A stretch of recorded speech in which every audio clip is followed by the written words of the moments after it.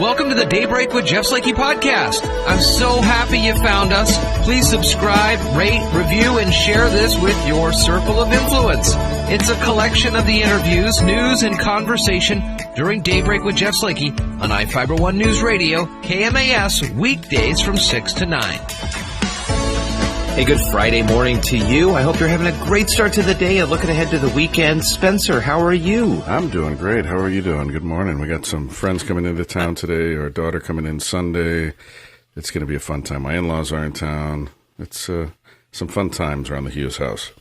That's exciting, and the weather definitely is starting to be good and continued nice. I mean, I see some rain, and it's cloudy right now, but you know, overall, we are inching our way towards summer, so that's pretty darn cool. Today in the news, got the latest on the COVID numbers for Mason County. It's another free day in state parks this weekend, and we are starting to hear about how schools will look next year, plus some regional news. I'll check the weather for you as always. About a week from today, just a little bit of a hint. It should be about 80. We'll be hitting the low 80s about a week from now. We'll tell you what the weather will be like leading up to that. And we'll see how it will be for Free Parks Day tomorrow. Also, Jamie Mell from John L. Scott in Shelton talks real estate. And Donna Feddern from the library talks about summer reading and their plans moving forward. Washington's schools leader says he expects school districts to reopen buildings and return to in-person learning this fall as long as public health guidelines amid the coronavirus pandemic allow it. Seattle Times reporting State Superintendent of Public Instruction Chris Reichdahl and a work group of over 120 educators, parents, students, and community organizations released a 47-page document with new guidance yesterday that shows what face-to-face instruction could look like. How and whether schools reopen depends at least in part in what phase their county is in based on the reopening plans. But for now, education officials say schools should plan to resume class in person. Now, normally, we have Dr. Alex Apostle on Fridays to talk about things going on in the Shelton School District. He will be here on Monday, so we postponed this interview because yesterday we got the information. Obviously, a 47-page document takes a while to digest.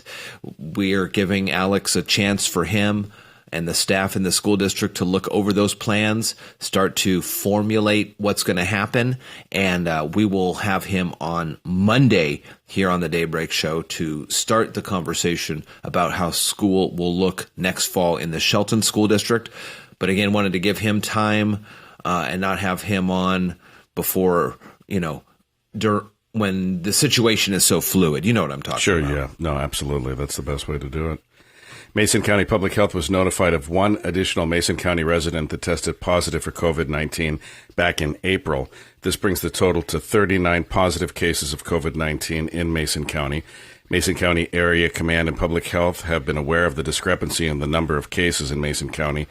Mason County Public Health nurses have been working with the Washington State Department of Health to determine why. The investigation brought to light a case from April that was hospitalized in another county, and the patient's current address was not in Mason County. It was found the patient had resided at a Mason County address for more than 50% of the time prior to the diagnosis, deeming him a Mason County resident at the time of diagnosis.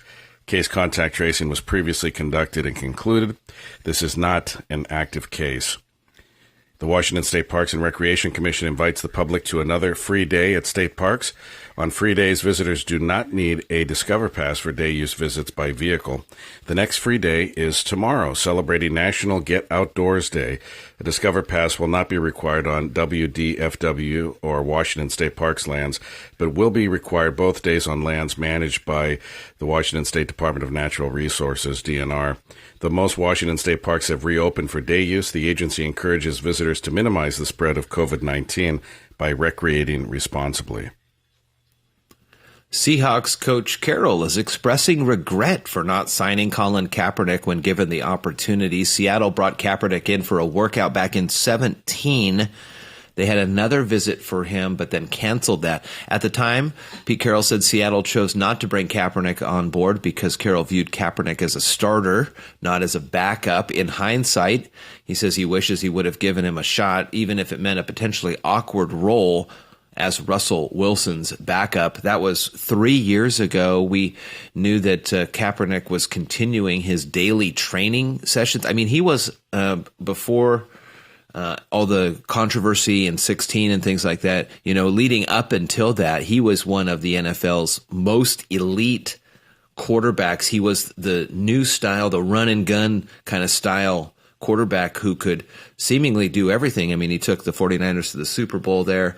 And then the protesting happened, and whatever happened because of that afterwards with the NFL signing him or not, he still physically and mentally as a quarterback was head and shoulders above some of these other folks that kept getting signed. So It'll be interesting to see. I don't know if he's still got the same step in his pep. There have been those workouts and things like that. I wouldn't be surprised if any team, I think, were to sign him again. And this was the same thing I thought back in 17. It'd be Seattle. Yeah. Kind of the culture of Seattle, culture of Coach Carroll and things like that. It'll be interesting to see what happens with that. Yeah, absolutely. Seattle officers captured on video punching a protester and pressing a knee into another's neck appear to violate policies on using force against suspects. The run-ins came just days after George Floyd's death at the hands of Minneapolis police, setting off nationwide protests. With calls growing for police reforms across the U.S., instructors and researchers say officers lack sufficient training on how and when to use force. That leaves them unprepared to handle tense situations. Better training can't fix all the issues facing the nation's police departments, but experts believe it would have a huge impact. An instructor at Washington State's Police Academy says officers' skills start to degrade immediately. And following days of violent confrontations with protesters, police in Seattle have largely withdrawn from a neighborhood where protesters have created a festival-like scene. The president is fuming. Trump has tweeted that anarchists have taken over the city and told Governor Inslee and Mayor Jenny Durkan, take back your city now. If you don't do it, he will. Inslee tweeted yesterday that the military is meant to protect Americans, not the fragility of an insecure president.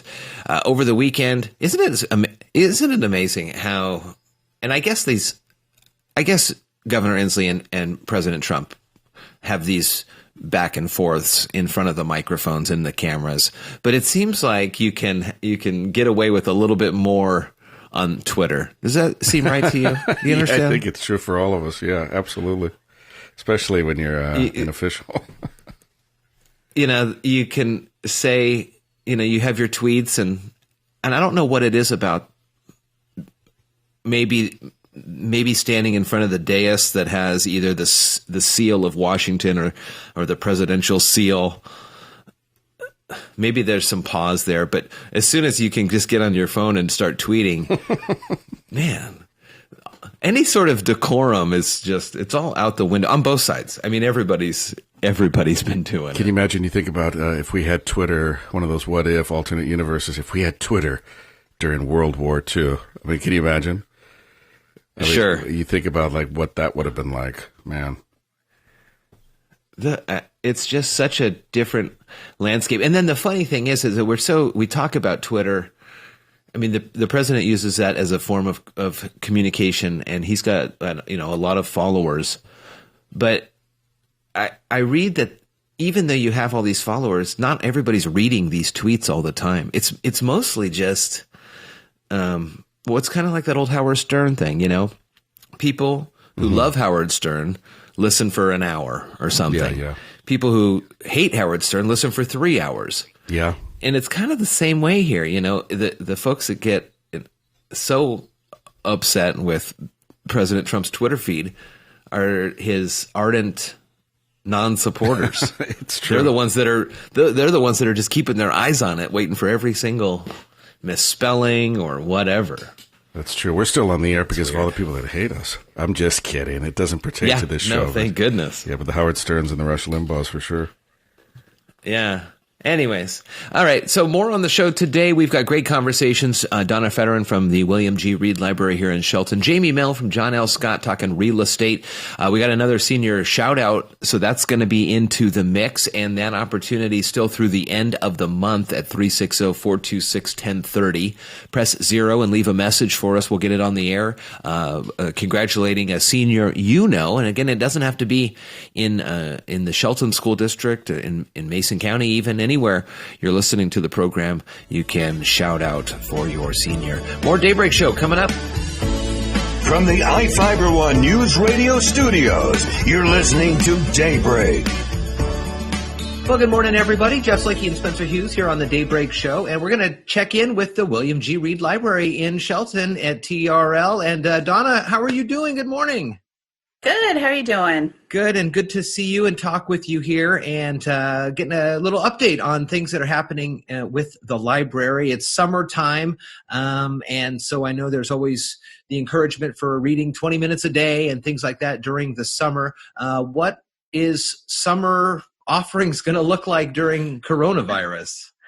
So we are still doing our summer library program. It's just all online right now. So there is an app you can use on your phone, or you can go to our website, trl.org, and sign up for the summer library program online and read books and track them online. Or you can print out a log if you want to do it that way. We do have people coming. We always have special events in the summer. So we have Jeff Evans the next 2 Thursdays. Oh, yeah, the magician guy. Right. So you can tune in online for that. And then Heidi Larson, who used to be our youth services librarian here in Shelton, actually left to start her own business doing STEM programming. And so she'll be doing some of that online for people to do from home in July. And then we have Mr. Lizard, who's always our biggest draw in the summer. And so he's going to have, instead of just coming once, we'll have several online programs from him. And he'll talk about all kinds of things with his, all of his creatures that he likes to share with people. You'll just be seeing them online this time, of course, since we can't have anybody come into the library for big events. Well, let's talk about the library. It's a beautiful building. There's a lot of work done. And inside there are just tons of books that I'm sure over the last couple months nobody's had a chance to look through them. How is this going to work? Where is TRL on kind of the phased reopening schedule with the state, and a chance for folks to check out physical books ever? Yes. So we have been cleared by the governor in phase 2 to do curbside pickup. All libraries can do curbside pickup, but that comes with a list of rules that we are trying to make sure we can adhere to, as far as, are we going to be able to clean appropriately, sanitize everything, the workspaces for staff? Do we have proper PPE? So we've been ordering all of that stuff and trying to get everything in line and trying to make sure that we're ready. Our staff have not been back in the building yet, except for a couple little errands people have had to run. And so we're hoping to get back in the building and get all set up for the curbside, which we're actually going to be calling library takeout. And so people will be able to drive up and pick up their holds. It's going to be, we're not going to be able to transfer books between all of our other 26 branches. So it will just be what's on the shelf at Shelton. Our due dates have been extended to August 1st, but we're hoping maybe the week of June 23rd. The June 23rd would be the earliest that we have everything ready to do this. So if we can get that clearance, we will be shouting that from the rooftops that, start putting holds and calling us and trying to schedule your pickup time. So, and when you go on TRL's website, last time I went to look for books, there's a way that you can filter those results to be Shelton or whatever your library is specific, right? So you're not right. You're not going, oh man, they've got this book and I'm going to get it, and then all of a sudden you realize it's the Hoquiam Library or something. Right. Like that. Okay. That's good. So there is a way to do that, and if you don't know how, it's usually the upper left corner is the way to filter all your results, and the very top one is by branch. So yeah, people can give us a call if they're having trouble doing that, or they can just give us a call to once We have our takeout services starting so we can look things up for them. They can even call us and say, hey, I'm just looking for a bunch of cozy mysteries. Sure. And we'll pull some books for them. So that you guys have all read and know that are good. So it's almost like what you were doing. What was that? Christmas time, where you would wrap books and people would just grab them and open them up and it would be something secret. We usually do it on Valentine's Day, around Valentine's Day, a blind date with a book. Yeah. So, I mean, we haven't read all of them. We don't have time. We work, but, but we can kind of, and that's why people check out a lot of books anyway. At least they're free. You can start a book, say, I hate this, and put it aside and, start reading your other ones. So we're hoping to start that too. How have people in the community, adapted to the library not being accessible? I know it's a huge hub, not only in meeting and gathering places, but for many folks across our community, they may not have resources of online or computer access, and the library is kind of there. That's it for them. Right. And that's something that we've been talking about, because really the only people we can reach right now are people who do have internet access. So we know that we're missing out on serving a lot of people who really count on our services. And, yesterday we were talking about phase 3, because most of our counties, I think all of our counties, are applying for phase 3, which might start, I heard, as early as June 22nd. And how do we have people in the building and social distance and make sure that we're still making that a safe space for everybody? And computers might be a priority, really getting people back on computers, because so many people don't have access. We still have Wi-Fi that you can reach in our parking lot if people need that. But as far as actually using computers, we're not sure we're going to be able to do that again. But we know that there's a lot of people we haven't been able to reach recently. Yeah. Well, it's a tough time for everybody, and I think you, along with every other business in the county, has done the best they can to adapt to this and really throw everything at the wall and find out what sticks and what could look good now and moving forward. What are you reading right now? What's a good book you're reading? I am reading, I never know the titles of the books I'm reading. It's terrible. So let me look it up. So I'm reading More Than Enough, which is a memoir I've been reading a lot of memoirs by women who are younger than me, which is kind of funny now that I'm in my 40s, but she is the editor of Teen Vogue. She is a Black woman, so she's talking a lot about the racist issues she's dealt with and trying to have more representation at Teen Vogue, and how she really changed the company there, and what the articles they write about and their focus. So that's been interesting. I'm also, because everybody's talking about race right now, I'm reading White Fragility. So that's another book that a lot of people have been recommending. But so, what I've been doing, since I don't have access to our shelves either, I'm either getting things online, or I've been reading a lot of my fiction books. I like a lot of British mysteries that I've purchased but never been able to read, because I always have that looming library due date. Uh-huh. So now that I don't have access to books either, I'm like, I probably need to read some of these books that I purchased and never read. You brought up a couple books regarding race, and I know during flashpoints around the country and in the communities, the libraries often serve a purpose to highlight books that focus on racial injustice, if that's the topic, or like when we talk about banned books or things like that. How is TRL exposing people, I guess, online? Are there links on the website to Black authors, or if you read this, maybe you'd like this? We have on our Overdrive, so that's where you can do ebooks and audiobooks, have created a list if people want to read about race-related issues, and some of the books that have been pretty popular. A lot of those books are really hard to find, even if you're ordering them on Amazon or from trying to get them from local bookshops. So ebooks are the best way to go. We know we have a lot of waiting lists right now. One of the popular ones, So You Want to Talk About Race, is available to anybody. There's no waiting lists if you want to listen to the audiobook on our website through the month of June. It is something that we like to be the place where people come and talk about some of the issues, and it's been hard to do that. And so It's one of our 3-year goals in our strategic direction. Equity, diversity, and inclusion is one of the things that came up as important to people when we were doing community conversations last year. And so the topics right now with anti-racism, those are coming up. How do we reflect our communities as an organization? How do we help with conversations, but also how do we make our spaces more comfortable for a variety of people, maybe people with disabilities. Maybe this is our chance we're looking at a renovation soon, and that was one of the things that we took into consideration is our physical space. For people with sensory issues, there's so many things as far as being the library, trying to be more inclusive and trying to really reach out to everybody that we serve, that we've been looking at and we'll be looking at even more.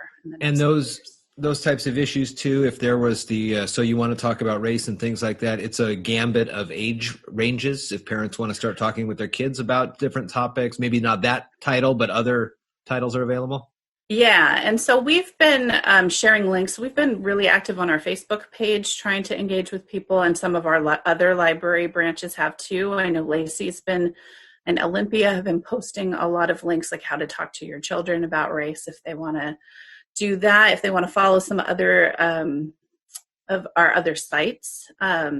And so, there are some options there, as far as talking to our staff. If you want to talk to our staff, if you need book recommendations on this topic or anything else, or you need help with your library card account, we do have people Monday through Friday doing online chat from home, so people can get help with readers advisory, which is our term for getting book recommendations. That's always an option too if you're not finding enough on our website or our Facebook page. Well, as the days get longer, no better time than to pick up a book and read at least 20 minutes a day. Donna, good to see you and good to check in and find out what's going on at TRL. You can always get more information on trl.org and, of course, in Shelton, the William G. Reed Library. Again, Donna, thank you so much for spending some time with me. Thank you, and we hope to see our patrons soon. Yeah, that'd be great. You're listening to Daybreak on I-Fiber News Radio. Hey, good morning, everybody. Jeff Slakey and Spencer Hughes here on the Daybreak Show, and it's time to check in and find out what's going on in the real estate market. Jamie Mell from John L. Scott. Hello.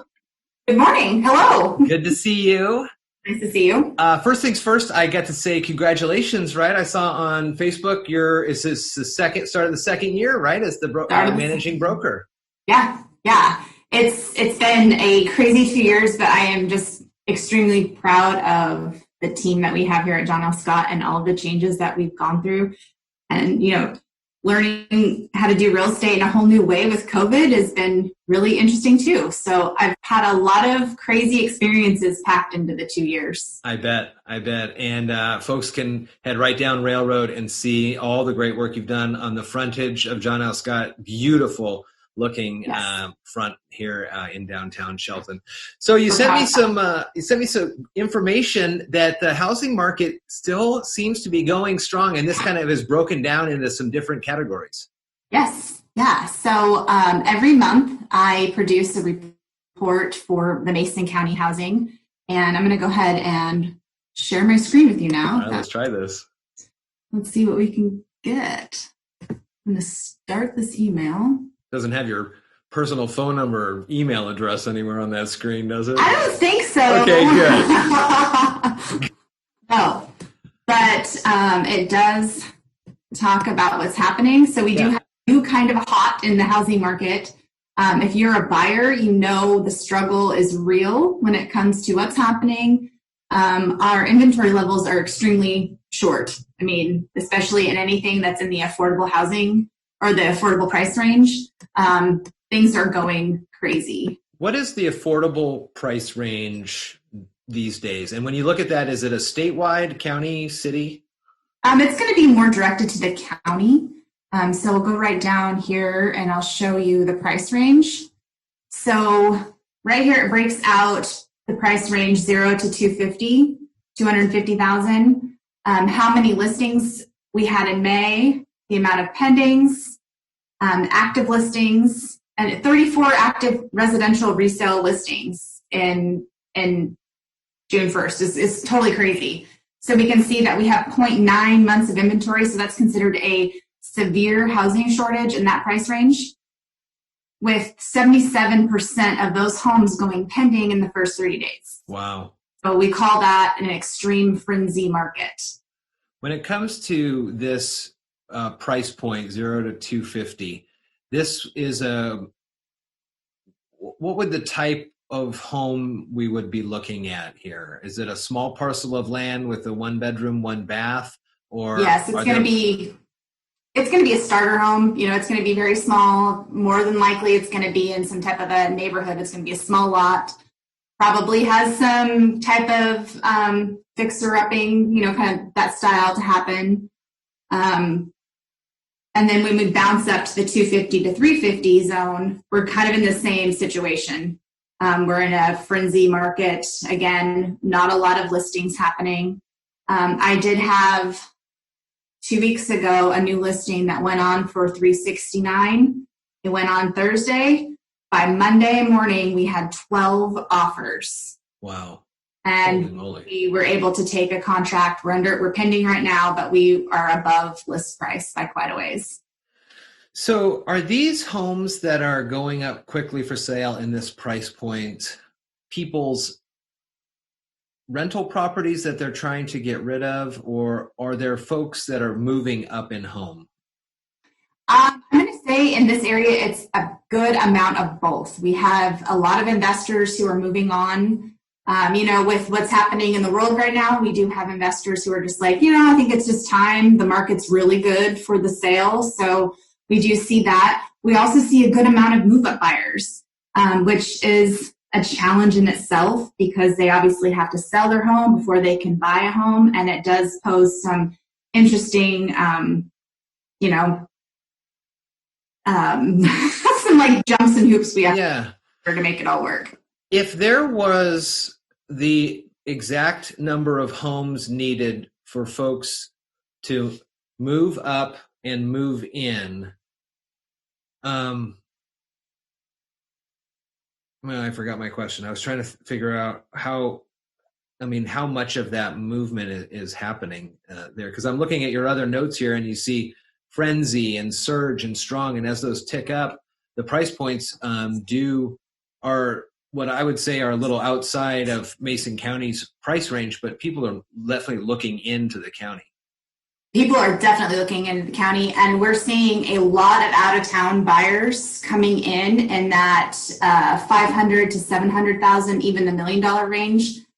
So like the waterfront properties, again, due to COVID and those types of things, we're just seeing a lot of people wanting to be in this area because it's really an affordable waterfront home is what we have in Mason County. So again, I just want to let everybody is aware, Jamie is helping my folks sell their house in Great Butte. So that was listed a couple weeks ago, and we got a note from my Uncle Yammy down in Davis that he saw the listing on the Sacramento Bee's website. How did that happen? I love to try to advertise my listings and get them out there the best I can. So I do a lot of boosted listings where I'm advertising on Google, and they syndicate that out. I advertise on YouTube, and so it's everywhere. I want to be able to get the reach as far as I can because we do have people moving out of state into Washington and into Mason County specifically. So I would just want to get that reach out there. We were talking about moving this morning or yesterday on the show, and with these tech companies, Twitter and things like that, starting to toy with the idea of letting people work from home as 100%. 100%. People are not looking to have necessarily, what was the term I was looking at? They're not looking at being lifestyle rich. The shift is back to land property rich, because if you can work anywhere and you got super fast fiber internet from PUD3, I mean, you could live on the water and telecommute and it'd be perfect. Exactly. Yes.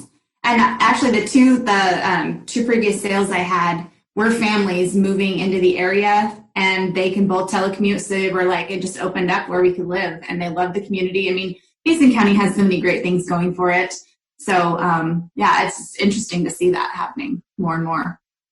We're in phase 2. The county's getting ready to apply for phase 3. How's that changing what's going on at John L. Scott? Here at John L. Scott, everything's by appointment only. So we have our office ready to go. We have our vinyl separator at our reception desk. We have masks, sanitizer, all that stuff. We're keeping it limited as far as people are in the office. And then when we're out at showings, we can now have 3 people at a showing. So that's great because you can actually show a husband and wife at the same time, or, more than the 2 people. Yeah. Did before. So it's starting to heat up. Looking at the stats between what's happened in April and May, there was a good jump. We're still behind from 2019, but there's still a lot of activity happening in the housing market, and it hasn't really slowed down very much. The biggest problem we're facing is inventory. So. And if we were to, let's say the city, the county, the feds, anybody would say one day, all right, construction, residential construction, have at it.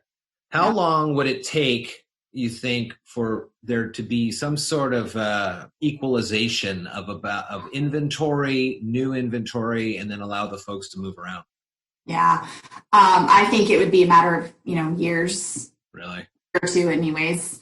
I keep on going back and thinking about 2008, 2009, those years where we had 6+ months of inventory. We had just nothing but inventory, and now we have 0. So one thing I did want to mention, we are in a recession. They announced that on Monday that we are technically in a recession. And there's just a handful of things I wanted to point out about where we're at currently compared to the recession we were in 2008. Right now, the homeowners in the United States have more than they ever have in their homes. So that's another strong point. We have the shortage of inventory. So, we need that. We're not using irresponsible lending habits like we were back then, and home prices are not appreciating out of control. They are appreciating, but not like we were seeing in 2006 and 2007. Mm-hmm. I just wanted to mention that. I know a lot of people are like, oh, I don't want to buy anything, or I don't want to sell because of the recession and housing crash. So, all of the economists are basically saying the housing market is going to be what's pulling us out of this next recession. Okay. So the struggles back in 08, 09 that the whole country felt, that there was a lot of laws that were changed and amended and worked over to try to avoid that. So you're thinking that those laws are actually doing what they're supposed to be doing? Yes, definitely. Especially when it comes to the lending habits that we were seeing. The lender guidelines have improved so much. You can still, there's still so many programs for lending that will get first-time home buyers in, the young buyers that are still a huge tool for them without getting them into a situation in a few years, like we saw in 2008 and 2009. And I know you've been working very hard on this over the years, the first sets of walls going up at the Y. Oh my gosh, isn't that so amazing? Wow, that's going to be not tell you huge for the community. It's going to be huge. It's going to be really cool. I'm just proud of all the people that have put so much time and effort into it. It's just that's awesome. Yeah. Jamie, how can folks get in touch with you at safe distance? Yeah, they can call the office number 360-426-3319, or they can reach us at johnlscott.com. Very cool. We'll put the links in the show notes. Good to see you. Thank you. I appreciate everything. And we will check in a couple weeks. All right. Thank you. Thank you. From the iFiber One News Radio Studios, you're listening to Daybreak. Shh. It's about to start. Quiet, everybody.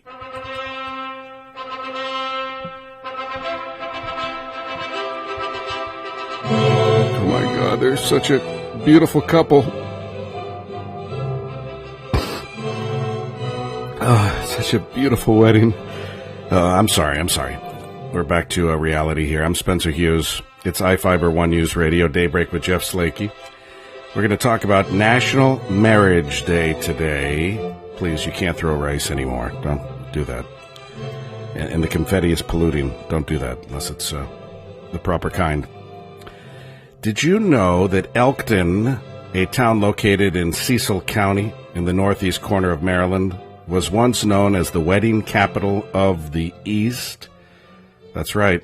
In 1913, Delaware enacted a marriage waiting period law similar to laws in other states along the Atlantic seaboard. And many people began traveling to Maryland to get married, and to Elkton specifically, because it was the closest county seat to those traveling to the state from the north. And guess what? Maryland did not have a waiting period requirement, and they also did not require residency.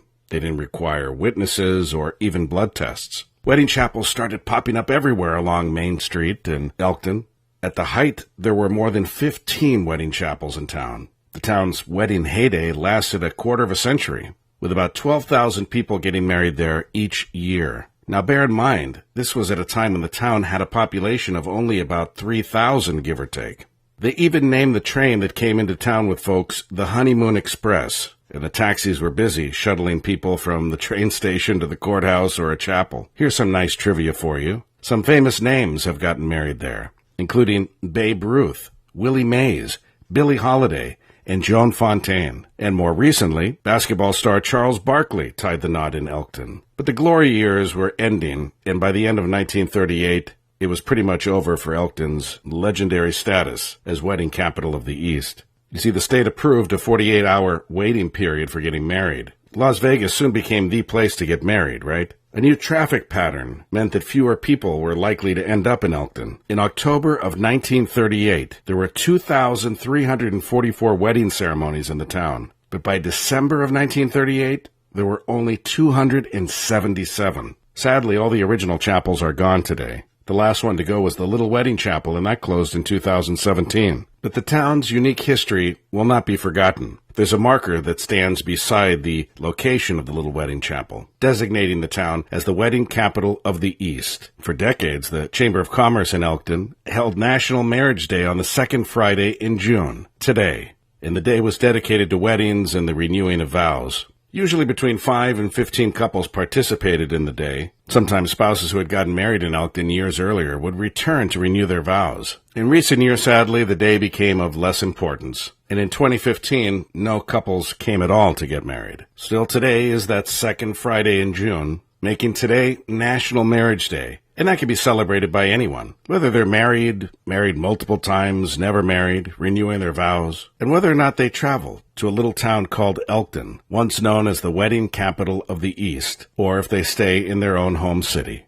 Today is also the anniversary of the 1967 United States Supreme Court decision Loving versus Virginia, which invalidated anti-miscegenation laws. Those are laws that ban interracial marriage. Believe it or not, in 1967, 16 states still had laws on the books against interracial marriage. Luckily, times have changed for the better. I'm Spencer Hughes with Jeff Slakey. You're listening to Daybreak on iFiber One News Radio. Good morning to you. Thank you so much for listening to today's Daybreak with Jeff Slakey podcast. Again, I'm so happy and honored you found us and chose to listen. Please subscribe, rate, review, and share this with your circle of influence.